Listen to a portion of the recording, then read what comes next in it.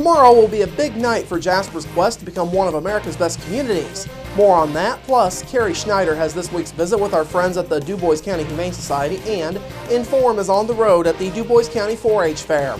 All of that and much more is up next here on the 18 WJTS News.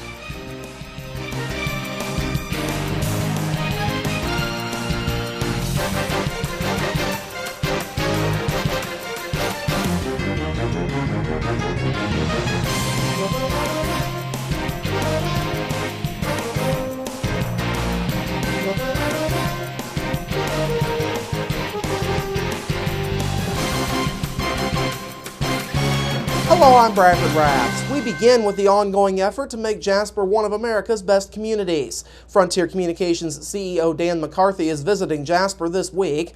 Frontier, who sponsors the ABC competition, will also be hosting a Congratulations Jasper dinner for business and community leaders tomorrow night at Clubhouse 61. The program gets underway at 6:15 tomorrow evening.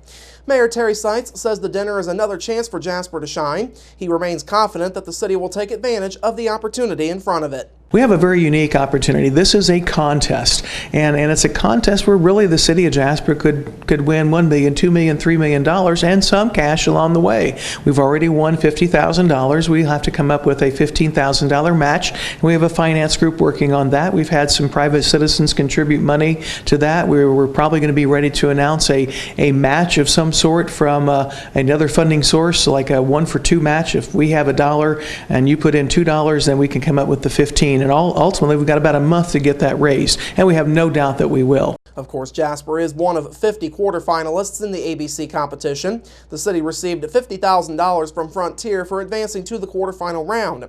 There is also a $15,000 local match obligation that is being handled by the city's ABC team, composed of business and nonprofit leaders, along with city partner NBC Universal.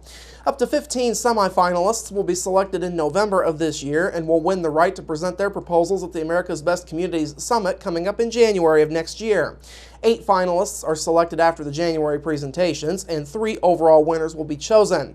First place gets $3 million, second place gets $2 million, and $1 million goes to the third place finisher.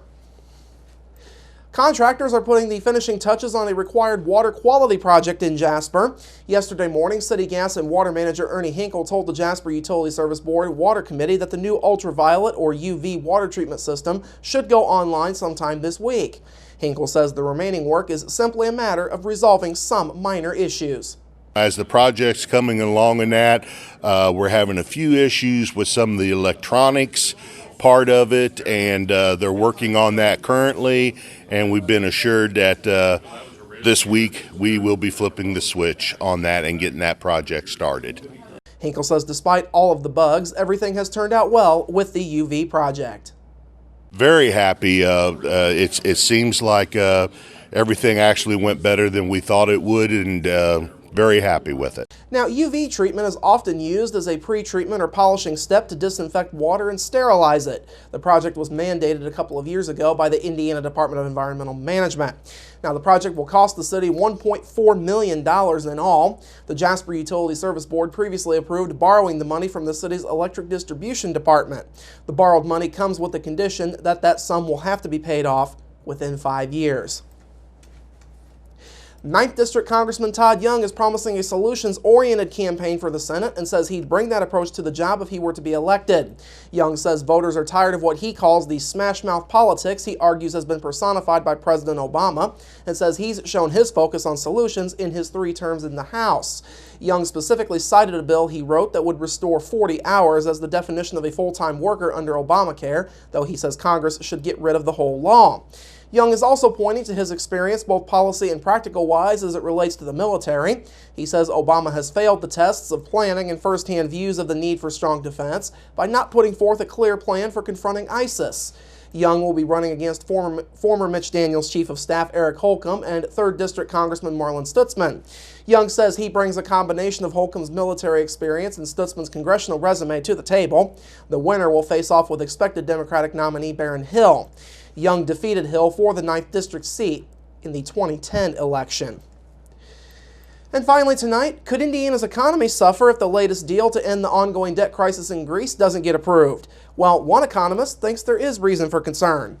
Ball State's Michael Hicks says he's not sure that the Greek parliament will ratify the agreement between Greece and the European Union. The agreement calls for a phase-in of austerity measures and floats the idea of a $33 billion stimulus to Greece. However, Hicks says there is Greek resistance to the pension reforms that European leaders are demanding.